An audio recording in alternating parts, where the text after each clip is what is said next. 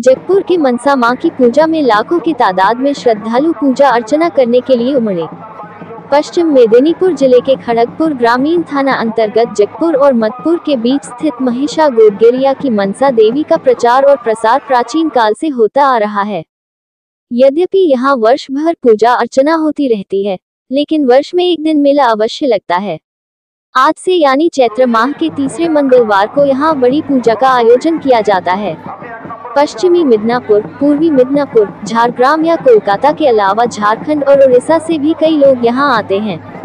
इस मेले में कई लाख श्रद्धालु एकत्रित होते हैं। आज से शुरू होने वाले इस मेले में लाखों लोग जुटेंगे। मेला अगले 7 दिनों तक जारी रहेगा।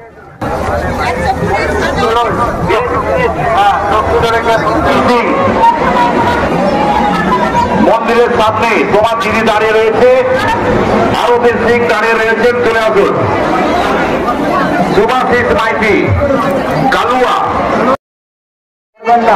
কারণ আপনারা যদি হুড়োহুড়ি করেন অসাধু ব্যক্তিরা কিন্তু তারা সুযোগ পেয়ে যাবে।